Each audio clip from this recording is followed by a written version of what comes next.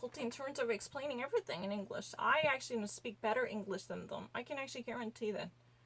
It's not really something that I have to think twice about. It's really easy.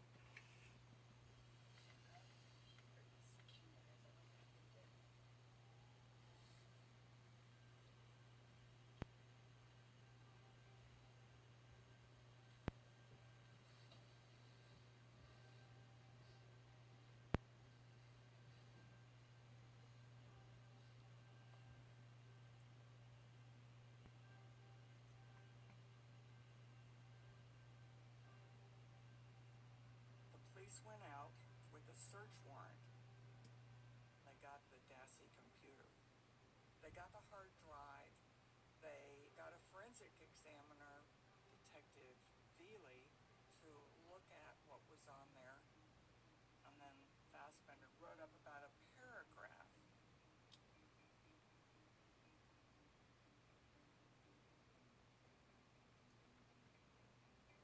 But we have gotten our own forensic examiner, and we have found thousands and thousands of images that could have only been accessed by Bobby Dassey. Torture, bondage, pedophilia, Mm-hmm. nightmare stuff, and a fascination.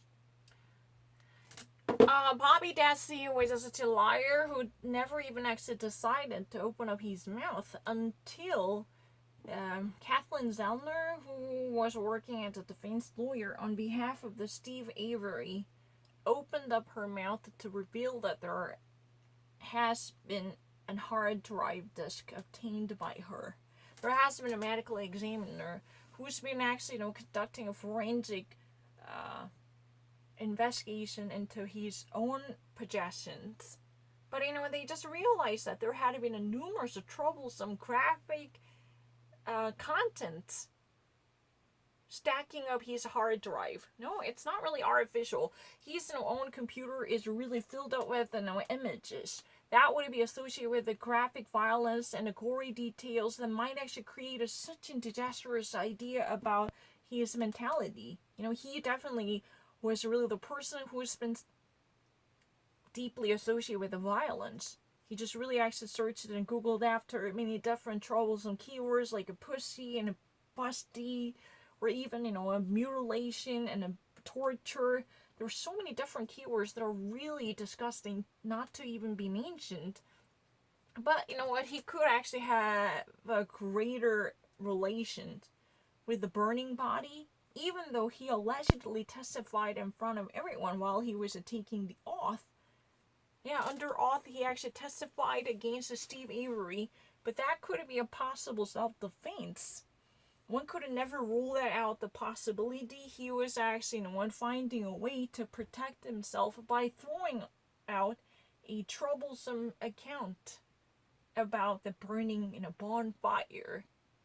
You probably know what bonfire means. If you don't really know, you should actually find it in the dictionary. I'm not really kind of, artificial English speaker. I'm really natural. I don't really need to think twice about anything. Because you know what? Those, Americans or natives, they actually have a tendency to have a very, biased presumption. They're really kind of presumptuous people. If their words are being caught, they're being offended. They just really want to actually blur out something in return, which you would actually, downplay the significance of my English. I was not actually, being blocked by not coming up with the words. Just like this lady, you remember this some chubby lady who couldn't actually, tolerate the different way of expressing certain things. Like, a 25-year-old birthday, if you ever actually have a slash or a hyphen, then you can definitely put it in that way.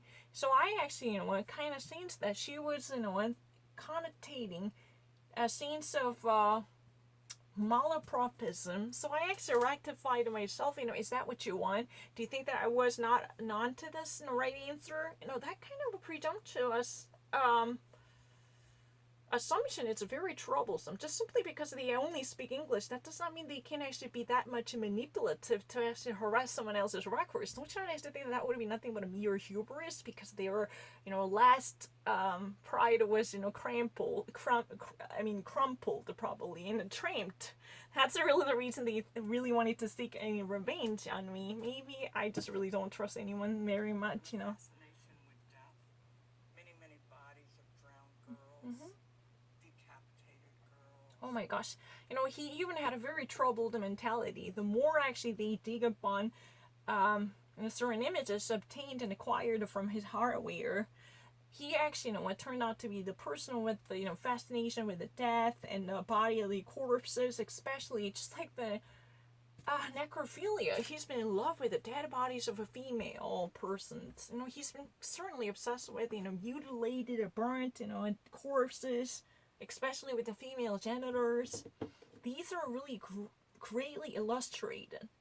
Maybe, his mindset really needs to be tested or examined by a psychologist or forensic psychiatrist to at least, draw a conclusion or at least a relationship between the criminal act that had been allegedly conducted in the name of Steve Avery or by the hands of Steve Avery and his own mentality or his own, psychological status, right? He could be really the person behind this type of situation. I'm not really so sure.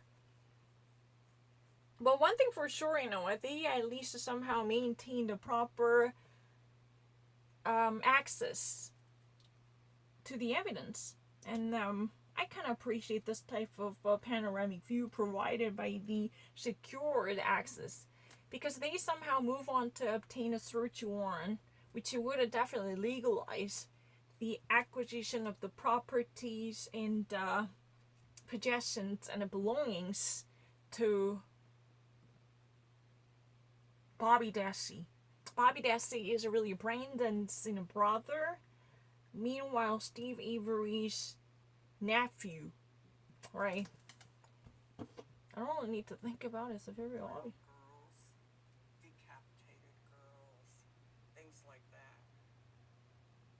I mean, this is astounding, okay? This is what we've narrowed down to what they consider to be the deviant images. These are really all the things they actually narrow down to the deviant images. A person with a decapitated head and a beheaded body, and this type of, all of this in an execution style killed corpses with the female sexual organs. Because he's not just really a sexual deviant who's been actually, having a perversions, but he's really kind of wacko who could not actually contain this deep attachment to death or corpses or cadavers, especially with the female genders. This would have been, fascinating. He had such a trove of records that truly fascinated this investigator and a defense lawyer on behalf of Steve Avery. That's what has been said. I don't really need to think about it. It's very obvious. I'm not lesser than American people. I will demonstrate it. It's really ridiculous. No, I'm not lying. Oh, I don't actually meet them then. Hege, Hygge. That's all I saw. The invention of the police. How pandemic wreaks havoc on open minds on the pandemic.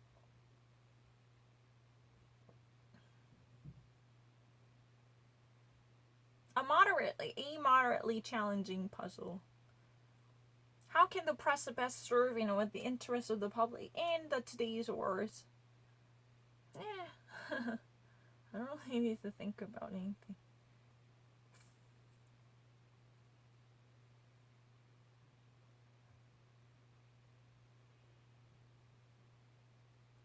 I never wanted to say anything bad, but the people are really kind of bizarre.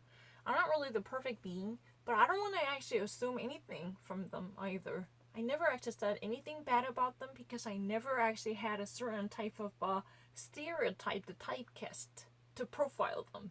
Because I never actually let the words out, but I was able to sense that. Because I was decisive taking my turns because before that I was speaking really fast. And I couldn't actually catch up with my breath. That was a real big thing. I just wanted to let it go. And then she all of a sudden, as if she actually had a certain idea what I was about to say. At least, I was pretty much coherent to give out this kind of things. I never wanted to blame her because I always liked her. But the thing is, I just never wanted to harm her. And I never wanted to say anything about her in a negative sense. Because I don't want to be a person who's been backstabbing at other or bad-mouthing others. That kind of a thingy would be such a foul character of a soul. I don't want to do it. Yeah, no. I don't really need it. Yeah, I don't mind. Anything can be actually read really quickly. I don't really need to. I never actually read anything. No, it's really easy. I can actually read something from Wall Street Journal like really quickly. I'm gonna demonstrate that. I already actually read it.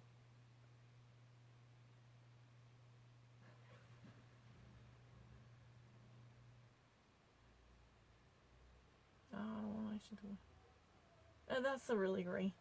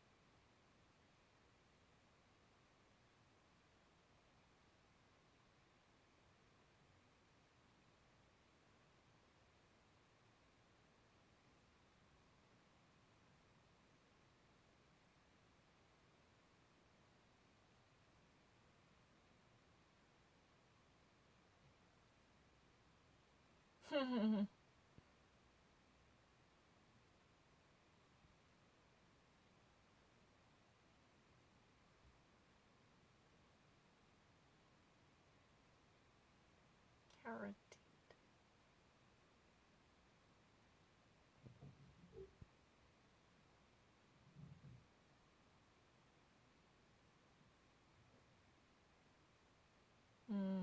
Okay.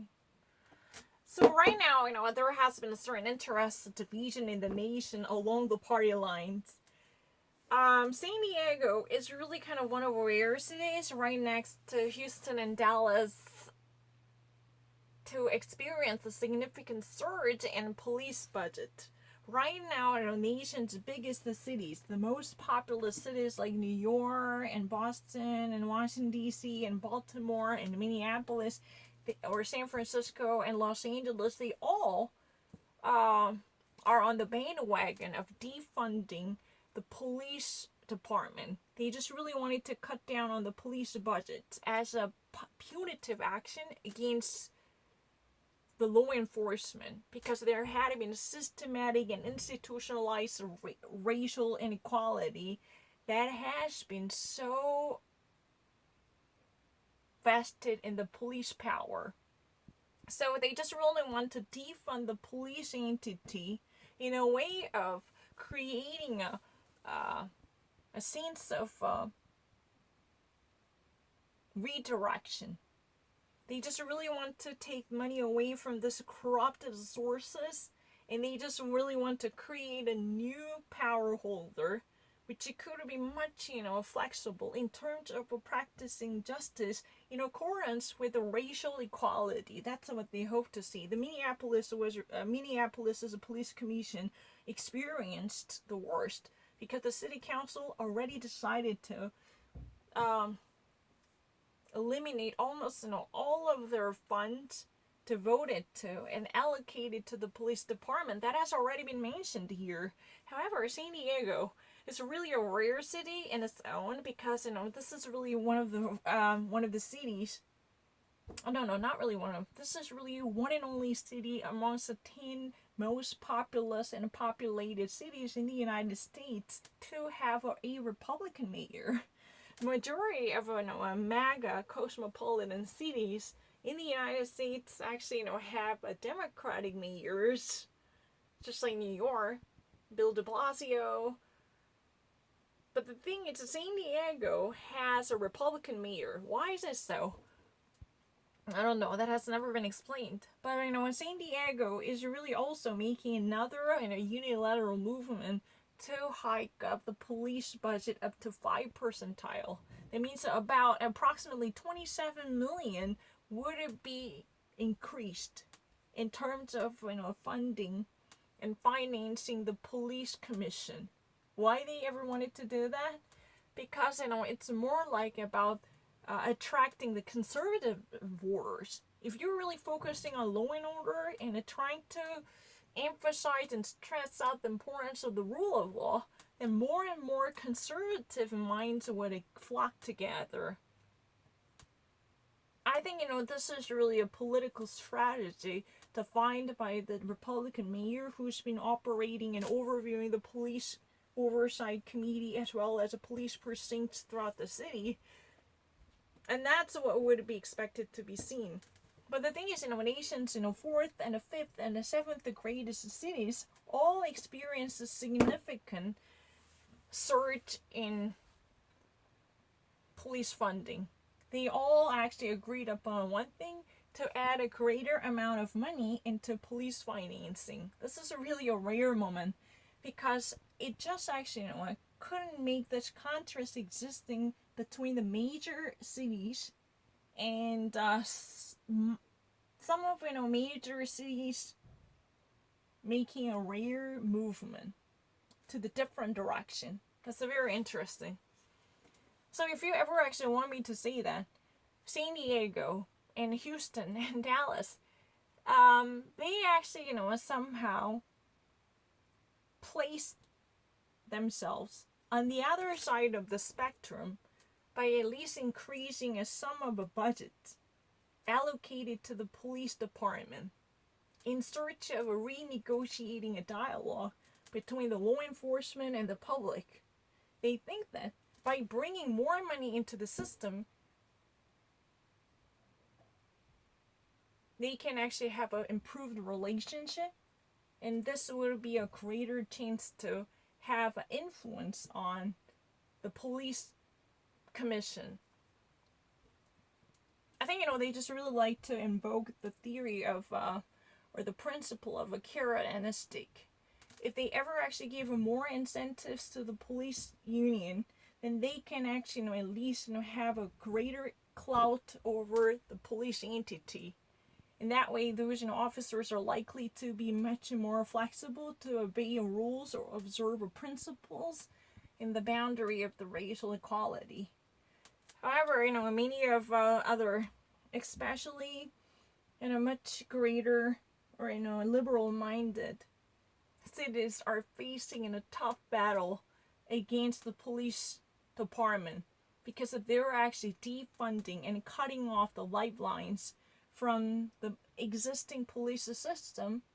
And even the city like Minneapolis, their city council was very much determined to open up a new department, which would be a reform of the police entity and the revision of the existing police system. It's really like transferring money from the very system that has been part of the racial inequality to open up a new door to the new system. It's really a reform that has never been experienced by any before. I don't know what else I can actually say about it, but it's really interesting because Houston and Dallas and San Diego are also very, cities of the great size, to be nationed the fourth and the fifth and the seventh. They're really enormously heavily populated with the population of a great sizes, right? It's true. What else can I say about it?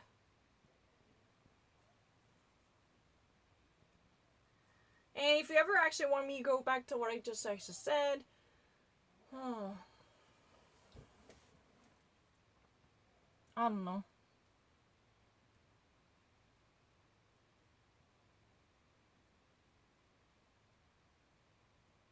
But I I just actually, I didn't actually read the entirety of the article, but if you ever actually want me to recap what I actually just said, it would be really interesting. Many of America's great citizens are now actually reshaping themselves to have a greater influence over the police body, because they believe that police would be somewhat mismanaged. Just like in the Pampered Brat, simply they even actually are so indulgent in power play, even at the cost of the black lives. These cities' minorities are not actually being fully represented because of the corrupted system around which the law enforcement is revolving. That's what has been said. I don't really need to think twice about anything.